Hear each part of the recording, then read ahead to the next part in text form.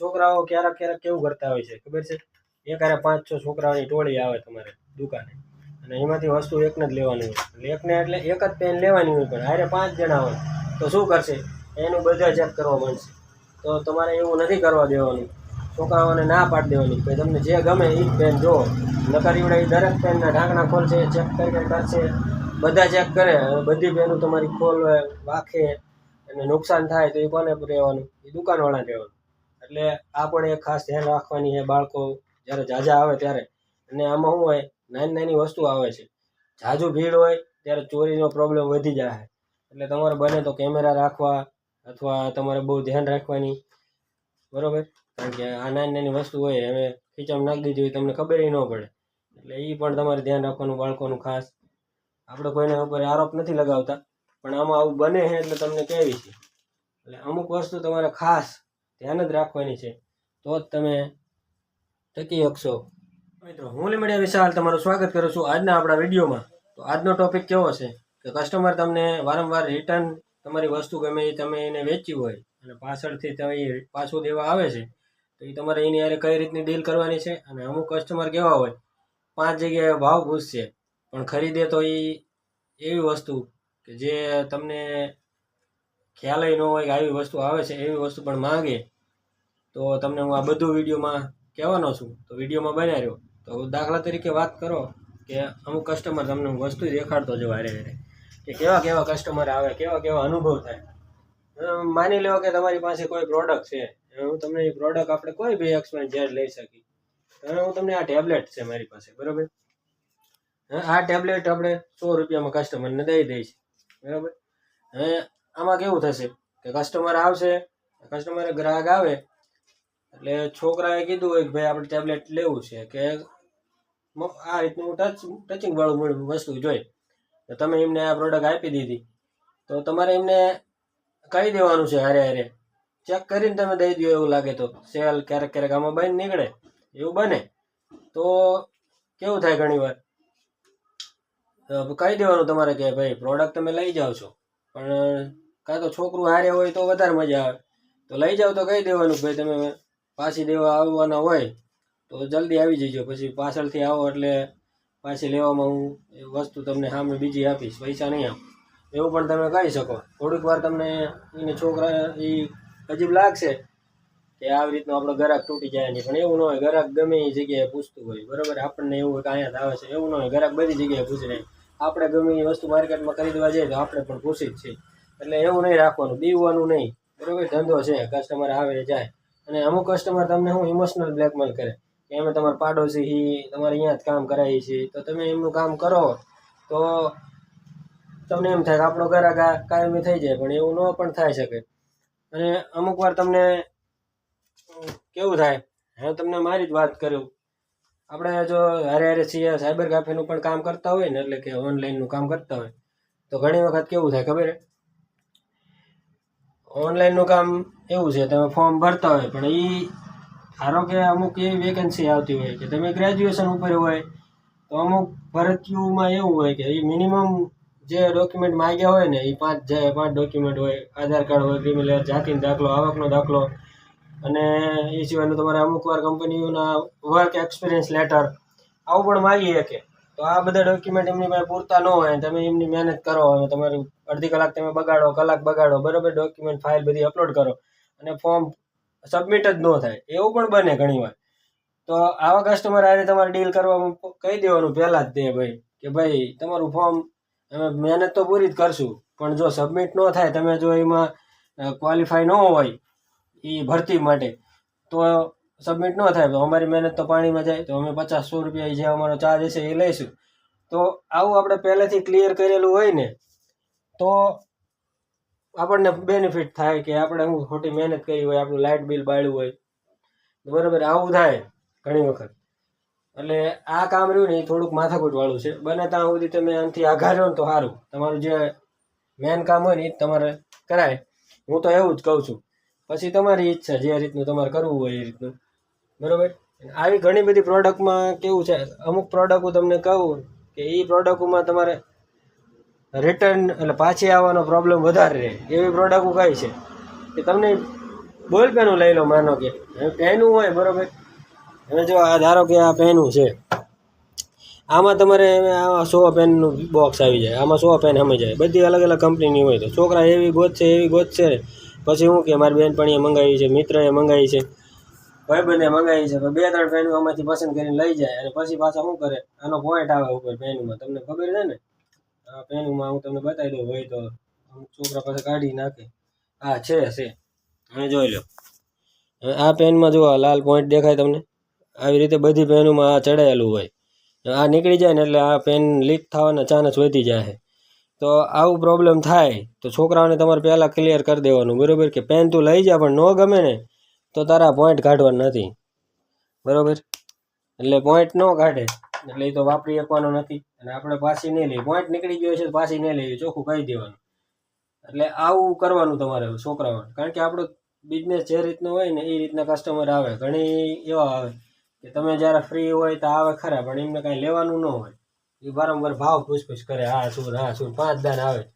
તમને દાજ ચડતી હોય પણ એવું કરવાનું નહીં, બરોબર. એમની યારે સીધી રીતે ડીલ કરી દેવાની, તમને એ ખબર જ પડી જાય કે આ લેવા વાળો માણસ નથી, એટલે એને ના જ પાડી દેવાની કે આ વસ્તુ હાજર સ્ટોકમાં નથી.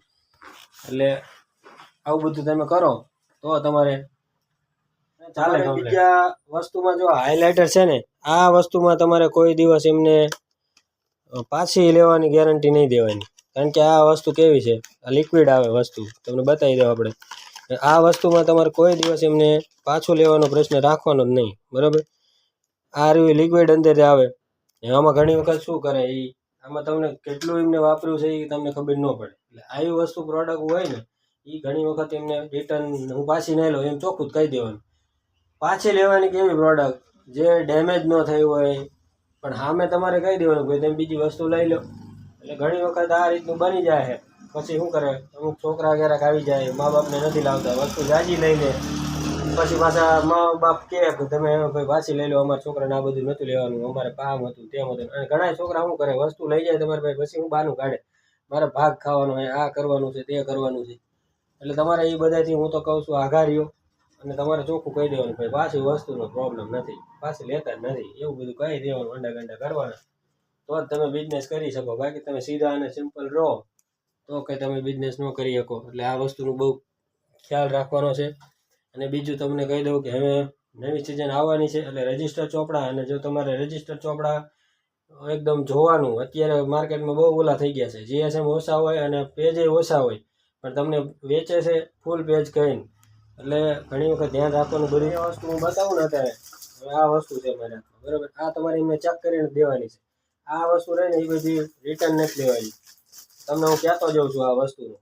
આ વસ્તુ તમે ખાસ ધ્યાન રાખજો. જો તમે સ્ટેશનરીની દુકાનમાં રાખતા હોય ને તો આ વસ્તુ તમારે એમને અહીંથી ચેક કરીને દેખાડવાની છે ગ્રાહકને, પછી કહેવાનું કે આ અમે પાછી નહીં લઈએ. કારણ કે આમાં કેવું થાય, જો પ્લાસ્ટિકની આઈટમ છે અને ચાઇના કહેવાય, બતાવી દઉં તમને. પ્લાસ્ટિકની વસ્તુ છે, આમાં જો ક્યારેક આમાં શું આના લોક ખરાબ થઈ જાય, ગમે એ થઈ જાય, બટન ખરાબ થઈ જાય તો એ તમારે ખોટ જાય એવું વસ્તુ છે.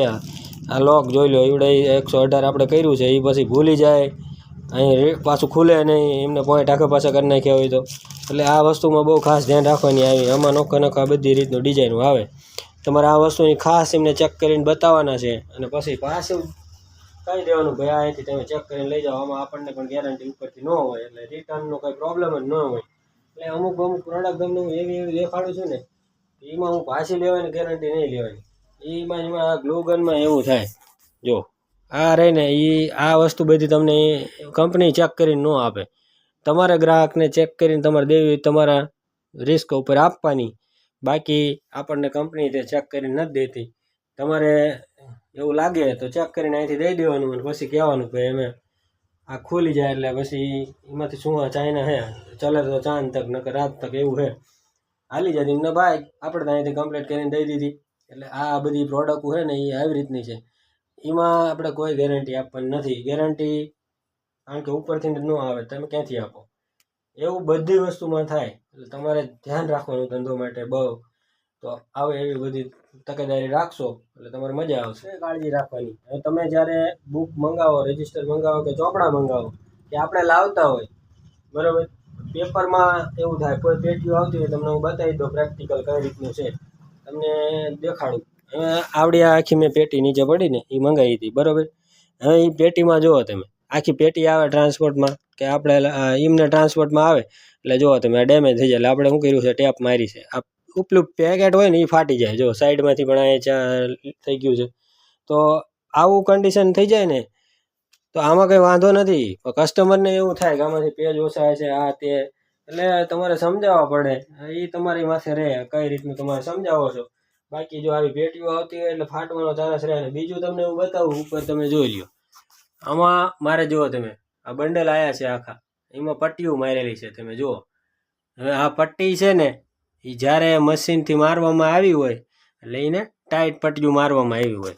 હવે આ પટ્ટીઓમાં કેવું થાય, અમુક વાર ચોપડા વળી જાય, અમુક વાર ફાટી જાય, એવું બધું થાય. જાજા બંડલ હોય એટલે આપણને પીસમાં અંદર ખબર ન પડે.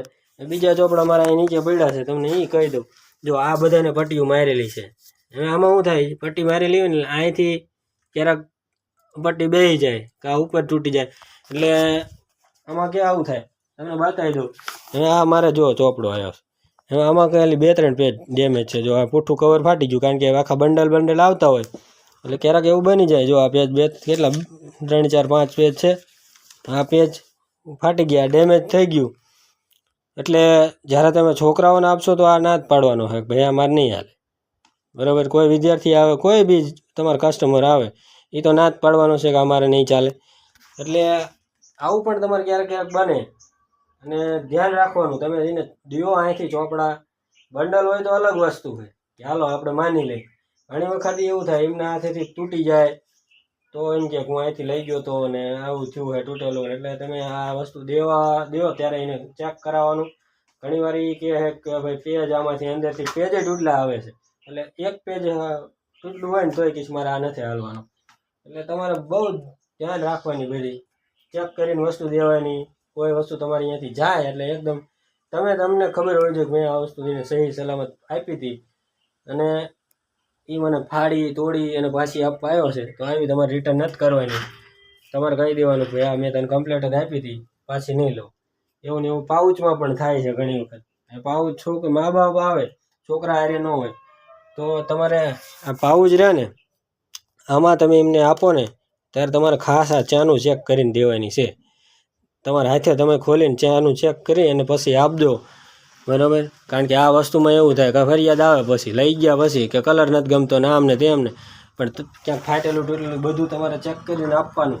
ચાનું તો ખાસ ચેક કરીને દેવાની છે, જેથી કરીને પાછળથી તમને એનો પ્રશ્ન ન કાઢે. ઘણી વાર ચાનું એ તોડી નાખે અને તોય પાછી લાવે કે તમારે અહીંયાથી તૂટેલું આવ્યું પેકેટમાં આપણે દઈ દીધું હોય.